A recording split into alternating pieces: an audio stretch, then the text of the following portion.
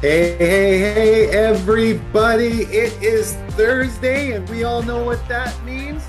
It's episode number 85 of the Real Deal Pod with Allister and Geoff. I am Allister Carrington, your trusted realtor, alongside our main man, Geoff Lee, our trusted mortgage broker. It is a sunny Thursday, and we are so excited for today's pod. Geoff, buddy, how you doing? Doing well. Yeah, just Thursday. It's sunny outside, and ready for the weekend. Yeah, man, it was beautiful yesterday. It was a balmy plus 15. Today is supposed to be plus 13. Mm-hmm. Yeah. Saturday or Friday, I think, is supposed to be plus 13. And then we don't need to get into the weather after that because it all goes downhill from there. But I'm enjoying the sun, man. It's beautiful out. Yeah. Well, I guess the answer to that is who wouldn't be enjoying the sun? Right? We've had it feels like 20 odd days of straight rain. So to be able to have this little break of sun. And I don't believe I know it's not 20 odd days. My wife keeps saying, "You're being ridiculous. We had a day." I think it was like January 20th or something stupid that we had a day of sun. But we've had majority days of rain, and now we're into sunshine. So I'm all about celebrating that. Amen. Amen. Well, man, we got a lot to go through today. So let's get into it, and let's kick it off with podcast hottest segment, and that is... Did you know? That's right, baby. Did you know? So, Geoff, did you know the Fraser Valley and Metro Vancouver are telling the same housing story right now? Do tell. All right. Well, statistics came out, Geoff. Statistics came out. And I know that I was saying throughout the past couple of weeks that it has been a busy January for me. Yeah. Well, and for some of my colleagues too, I'd like to preface that as well. Well, that doesn't seem to be the trend through the rest of the market.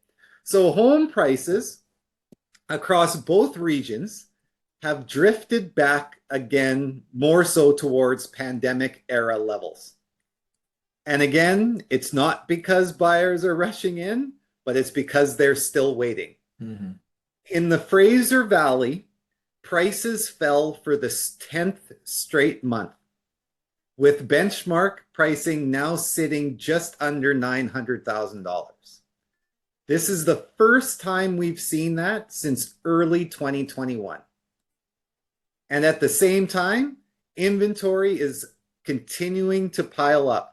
Active listings are up more than 50% above the 10-year average, and sales to active listings are now sitting at 8%, well into buyer's market territory. And that's considering that 12%, just to give everybody an understanding, 12% sales ratio is a balanced market. So we are far below a balanced market territory. And Metro Vancouver, different price point, same pressure. January sales were down nearly 30% year over year, marking one of the slowest starts in over 2 decades. Wow. Inventory there remains elevated, almost 40% above normal seasonal levels, and the sales to active listing ratio there is hovering around 90% or 99%, I beg your pardon, a level that historically puts downward pressure on prices. So again, what everybody has found is what's holding buyers back isn't just housing. Boards in both regions point to the same issue: affordability stressed beyond real estate. Rising everyday costs, wages that haven't kept up, and ongoing economic and political uncertainty, have made buyers far more deliberate. They're not panicking, they're planning. And that's the key shift. This is what the market is now. The market is all about buyers planning. So the big question for 2026, there's pent-up demand sitting on the sidelines, and everyone knows it's there. The mystery isn't if it comes back, it's a matter of when. And until confidence returns, both the Fraser Valley and Metro Vancouver market look less like boom or bust markets and more like a new normal taking shape. What does that a new normal taking shape? What does that mean? I think that our new normal now will be just people planning their next moves, not rushing into things, but slowly. I hate the word plotting, right? But I guess the phrase there is slowly plodding along, but being more deliberate in their purchase, being more intentional in what they do. Yeah. Well, again, we talked about this before in regards to consumer debt. Like I think as a country, we're $2.4 trillion in debt as a country. So that does make sense why people are holding back on affordability. But I still believe that, again, like we are our own worst enemies, right? And I just always will go back to the COVID days where the world was supposed to be turned upside down. Markets were supposed to, the crash and we got the reversing. And it was just because it just took that, several initiatives for one to feel confident in what they were doing, and as a result, basically led to the situation that we're dealing with now, right? Right. But I'm not surprised. Like a slow January, it just kind of emulates again back to the large amount of inventory that's out there, slow demand, and when you're hearing this on mainstream, media, it's quite natural for people not to move forward, right? So. Well, and I have a little bit of a well, my insights next kind of runs along with this, and maybe we'll just get into that because it'll kind of encompass the what we've just been talking about with the market. Um, we try to, you and I, we do our best to not be political on this pod, right? We do our best. We have our views, we have our thoughts. But there was an article that I was reading, and it made me think about how we as Canadians view our politics. And I think what we as Canadians are forgetting, we're putting too much emphasis, I believe, on our federal government and not enough emphasis anymore on who we vote for in our provincial politics. Mm. And I think it's really important that wherever our listeners are, really start to put a lot more focus and a lot more understanding into the people that they're voting for when it comes to their own provincial province. So we've been talking a lot about debt, and we've really been looking at it throughout Canada wide, right? When we talk about debt, we've really been focusing on the debt that all Canadians face. So this, everybody, is going to be BC centric. BC's rising debt isn't accidental. It's the result of deliberate choices around spending. According to recent analysis, the province is running an $11.2 billion deficit this fiscal year, while program spending, adjusted for population and inflation, has reached the highest level that BC has seen since the mid 1960s. Wow. Now, raw dollar numbers can be misleading. Populations grow, prices rise. And that's why economists adjust for inflation and population so that we're always comparing apple to apples. And when you do that, the picture becomes much clearer. Spending per person is at a historic high, and debt is growing faster per person than under any premier in BC history. So when we listen here in British Columbia to people criticize leadership, what I typically hear is what's happening again at the federal level. What I fail to hear a lot is about how we're being failed at a provincial level. And why everybody should care?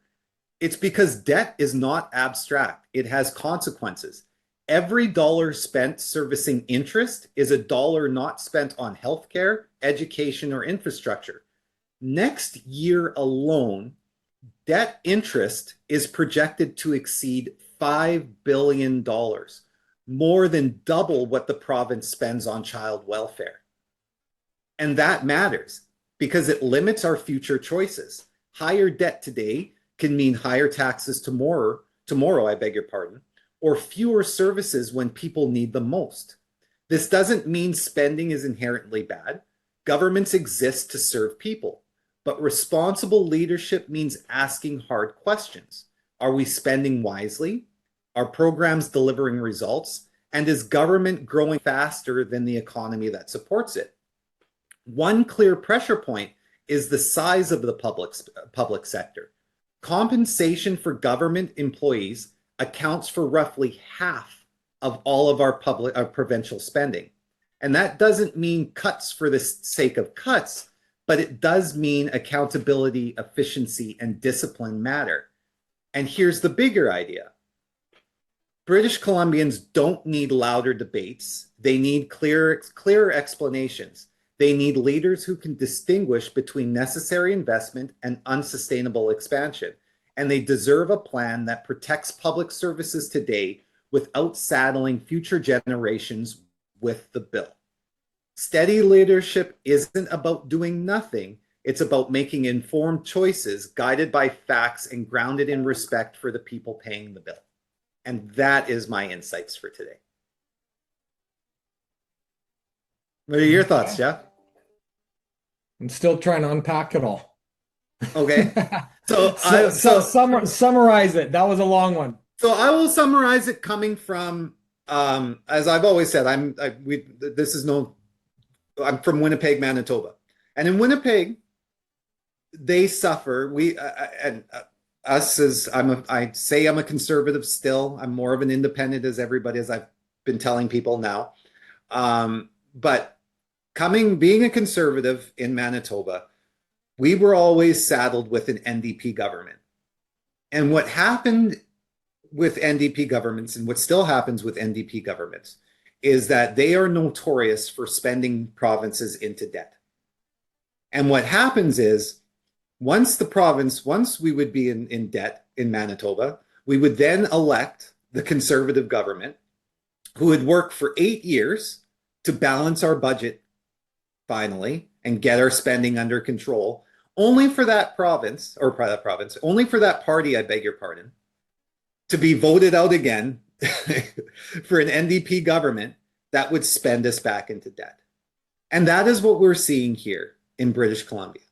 Now, nothing against the NDPs. I'm not going to get into it. Nothing against Premier Eby, who claims to have a whole lot of great plans. But we are in that exact same trajectory where this province is being spent into debt.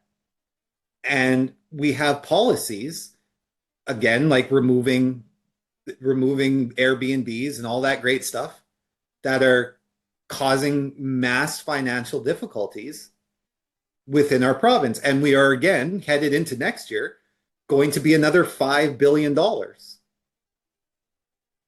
in debt interest. We're already at $11.2 billion, or what did I say? $11.2 billion, right? In $11.2 billion in deficit this fiscal year. Yeah. Goes back to the $1 trillion of debt we have and are going to continue to grow, right? Right. Yeah. Right.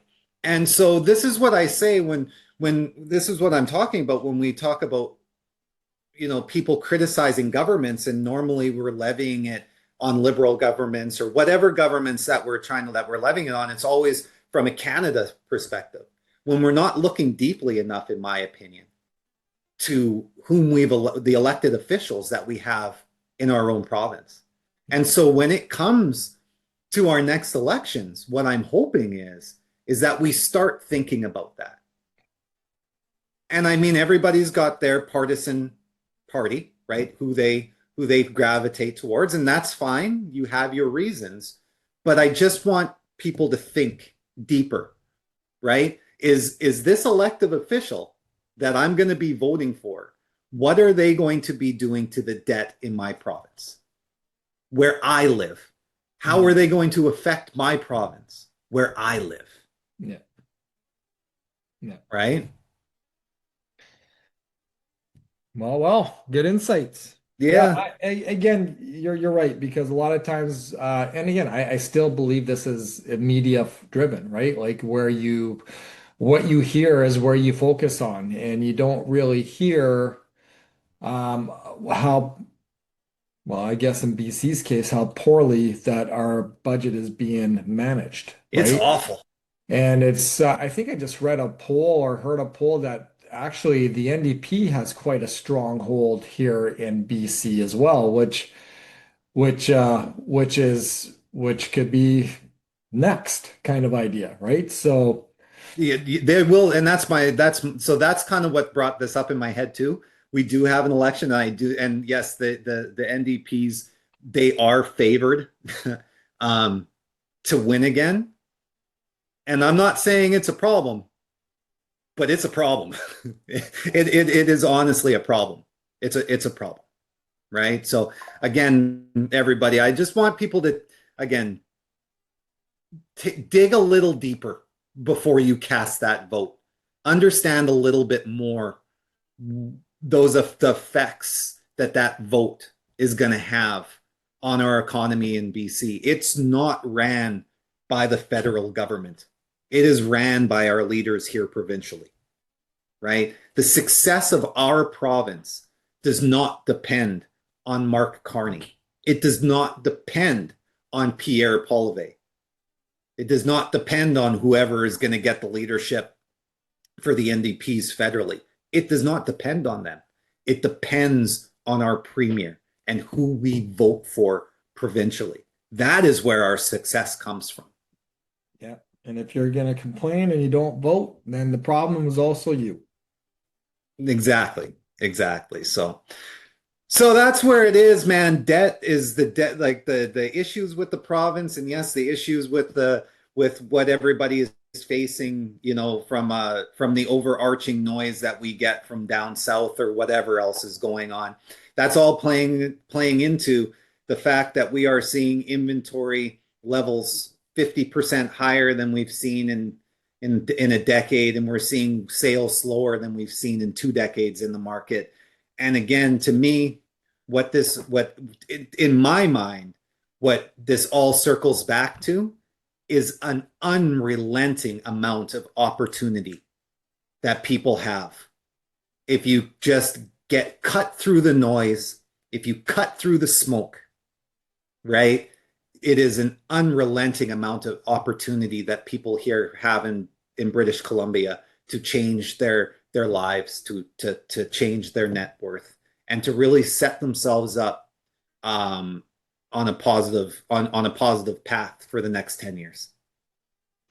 Well, let's transition into now you're self-employed and now you're trying to qualify for a mortgage in BC. And our budgets are blown, our cost of living is high. And how are you going to get a mortgage? Yeah, so what is that going to look like? Because I'm self-employed. I'd like to know. well, let's get into it, shall we? And I always say with this is the whole idea about self-employed people, and there's a large percentage of us who are self-employed. I think it's 27% of Canada's population or something to that effect is self-employed.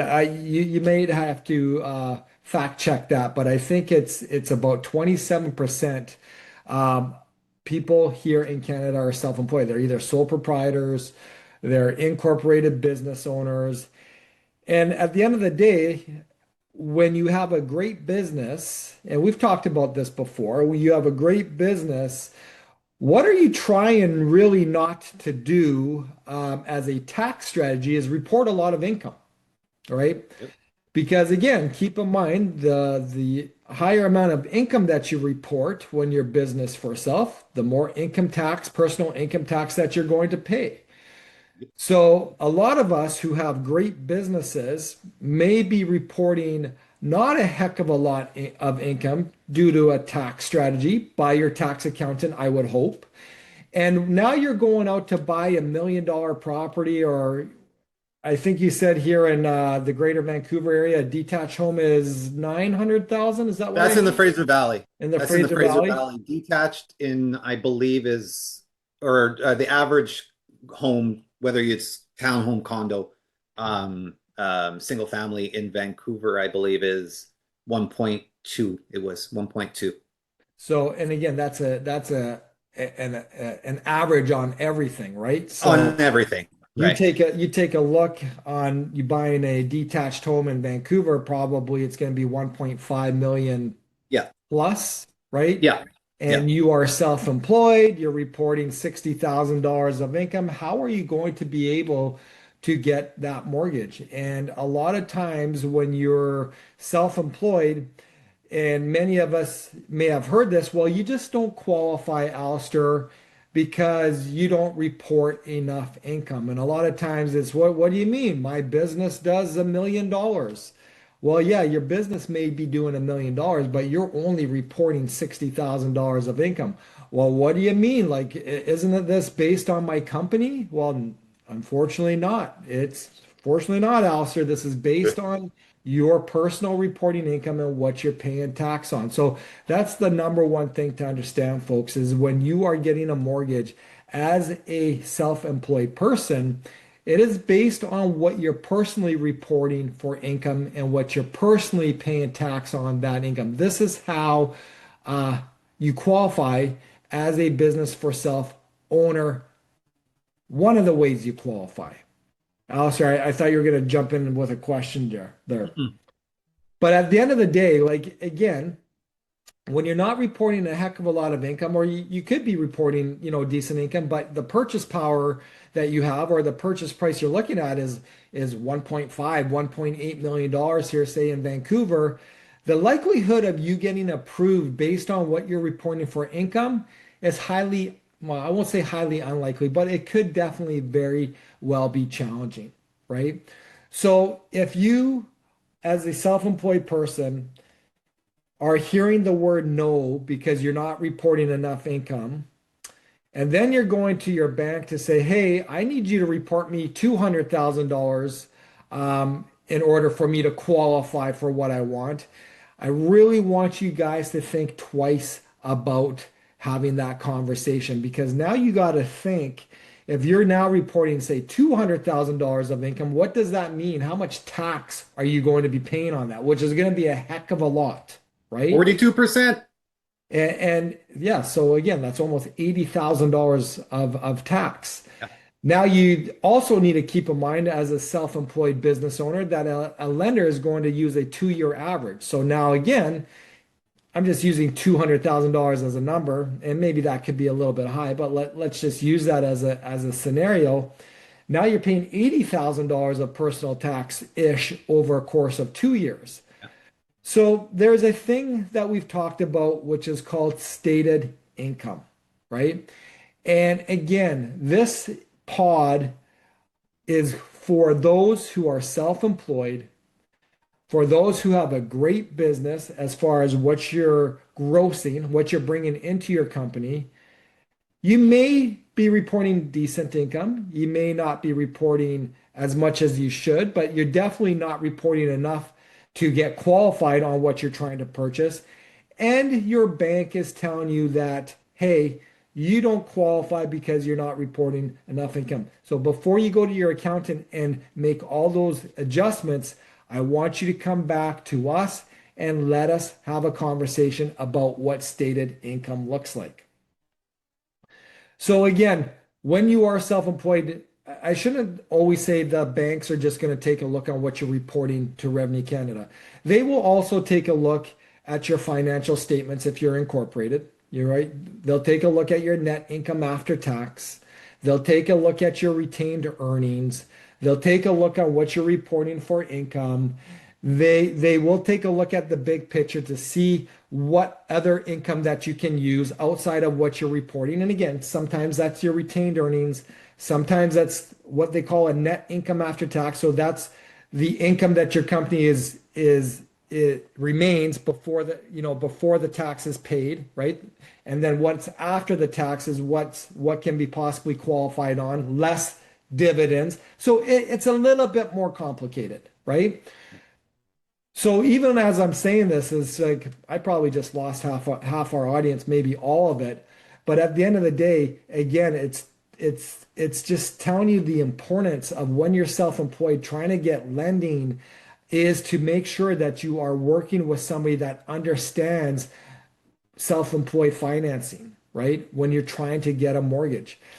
So again, if the bank is saying no because of your financials aren't strong enough or your income isn't as high as it should be, we then would switch gears and go into what we call a stated income product for you. And yes, we can do stated income with banks and credit unions and monoline lenders. The restrictions behind that are a little bit tighter, but it still can be done. That's the other way that we will look at it. But again, stating the income with a conventional lender is also a little bit tougher. So at that point, then we turn over another rock if it's still a no.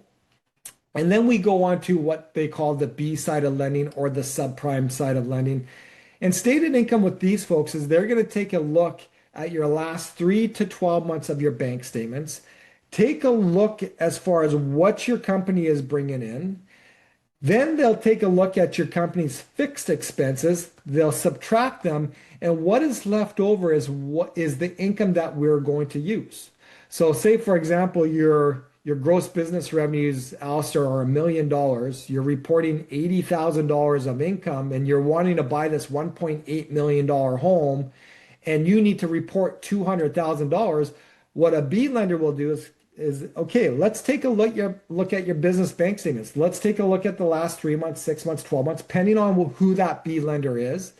Let's take a look at your gross business revenues. Then let's take a look at your business expenses and subtract those from your gross business revenues. And then let's see what's over. And maybe what's left over is $300,000. So this is the income that we would use on your application in order for you to qualify. So it's not about going back to your accountant saying, hey, I need you to report me at least $200,000 because I want to buy this home. Yeah. It's like, no, keep on doing what you're doing.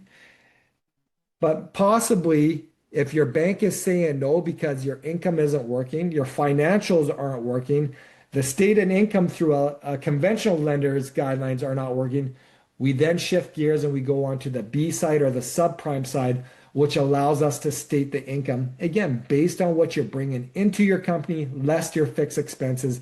And you can still report that 80 grand, but we're going to state that income to be 200 plus in order for you to qualify. Right? Right. There's a lot of to unpack there. So I know that I have a question about this. My head's scratching. I have a quick question. So will a bank, if you're working with a bank lender, right? I'm going to go into my CIBC and sit down. Will they work with me to do that? Well, again, it depends on who you're working with. Like within, say, CIBC, yes, if that mortgage that you're applying for is not working based on what you're reporting to Revenue Canada, the next step then should be, okay, well, let's then take a look at your financial statements. Let's take a look at your retained earnings. Let's take a look at your net income after tax. Let's take a look at what we can add back into your income based on your financial statements. Again, if you're a sole proprietor, let's take a look at if we can gross anything up because again, as a sole proprietor, you can gross up your income as far as what you're reporting by 15%, right? Let's take a look at your T1 generals to see what we can add back to your income. If that doesn't work, that CIBC person should then take a look to see if they have a stated income product that can be used on their side. But the reality of it, Alistair, and as you know, is that person that is working for CIBC might only know one way on how to do a mortgage. So And that's what I was kind of getting to. That, yeah, and that is, well, what do you report to Revenue Canada for income? And if yeah, that's all they know, the answer to your application or what you can, you want to buy this is, well, I'm sorry, Alistair, yeah. you can't because you don't report enough income. But again, they haven't realized or they don't have the ability or they don't have the knowledge to say, okay, well, now let's take a look at your T1 generals if you're a sole proprietor. Well, now let's take a look at your financials if you're an incorporated business owner. Or now let's take a look at our stated income product to see if it's going to work. And if it's still no after all of that, I know you want to jump in, but if it's still no after all that, again, then let's use our relationships with the B side and subprime side. But the reality of it is, when you're business for self, it is a unique, you're in a unique situation, but there is so many mortgage opportunities that are available to you. But unfortunately, most people, brokers, lending partners don't know about them. Yeah. And so what I was going to jump in and say, it's not to put down anybody that works on the lending side of the bank, right? I don't want to put them down. I don't want to, but my understanding and a bit of my belief, right? And that's framed because of my understanding, is that there's a big educational gap between people that do lending at the bank and a mortgage broker. There's a big gap in the education. One, mortgage brokers are licensed. Many at the bank are not. So it's kind of like a real estate agent. Not many, none. Is it all of them? All of them, yeah. All of them. Okay, so there you go, all of them. And it's kind of like when I say it's real estate agent versus a sales associate at a development site, right? Like there's a vast difference between the education of those two, Yeah. right? Second, too, one's working for the bank, right? The other one's not working for a bank, so they're going to try to get you something anywhere and everywhere. Where at the bank, they're just kind of focused on their own product, much like a realtor and a new build, right? Developer is going to just sales associate in development's just selling you their place. They're not going to work with you to find something that fits your needs. So that's where I got to with that question is, it's again, not to put down banks. It's just that I'm biased towards mortgage brokers because I know there's a vast difference in the education. Yeah. And again, I don't want to put down mortgage brokers either, but again, there's a lot of them out there as well that do not know stated income and business for self mortgage products, right? Sure. I've said this on our pod before. Like if you have great income, you have great credit, you got little to no debts, and you have a great down payment, your 9-year-old kid can do that mortgage. They are that easy, right? You throw a curveball in the income, you throw a curveball in the debts, you throw a curveball in the credit, you throw a curveball in the down payment. That 9-year-old kid can no longer do that mortgage, right? Yeah. And again, that 9-year veteran on the banking side or the brokering side still might not be able to do that mortgage just because they don't know how, right? It's one of the famous sayings that I have is there's the good, the bad, and the ugly. Yeah. And I've also said this before. There's 18,000 mortgage brokers you can choose from in Canada. Maybe that's even a little bit higher. And this is a broad brush, and it's not totally true, but I'm going to say 16,000 of them are not very good. Yeah. So again, be it a banker or be it a broker, I don't want to really throw any of them under the bus. But sometimes you have to because they're doing a disservice, especially when it comes to a business for self mortgage product, Sure. right? Yeah. So, so yeah, the whole purpose of my time here, Alistair, was I know there's a lot of business for self people out there. We talk to them every day. Yep. I know there's a lot of business for self people that are buying homes, right? And homes, it could be an executive home, it could be a detached home, but they're getting declined because they're not reporting enough income. It's not that they can't afford it. It's just because they're not reporting enough income. And then they're leaving the bank, thinking that, you know what? I wanted to purchase something. I can't purchase something because I'm not reporting enough income, not understanding that they have other options, right? That can be presented to them, but they haven't been. Then they go to their accountant. They start bumping up their income. Their whole tax strategy basically is starting to go sideways.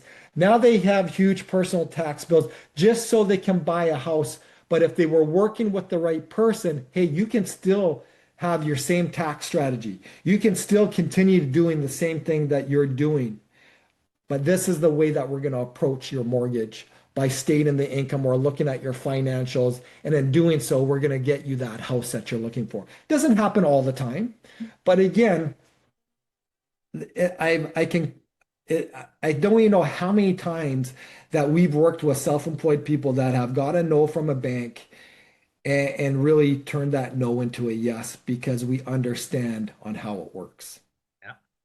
Those circles right back to what we always talk about, making sure that your power team, is the best one that you can have. Because again, just like you were talking about with mortgage brokers, it's the same that comes with realtors, right? We're a dime a dozen. Everybody knows one, but does the one that how good are they, right? Well, again, it goes down to financial advisors. I was at a BNI meeting today, and our good buddy Jay Brecknell from Cedar Rock. Yeah, we got to get him back on here. Yeah, he is coming on. He's going to discuss the budgets when they come out. Oh, good. But he said something funny. He's like, "Hey, if you're working with a financial advisor that's putting you in mutual funds, you're not working with a very smart financial advisor." Yeah. So I was like, "Whoa!" Right?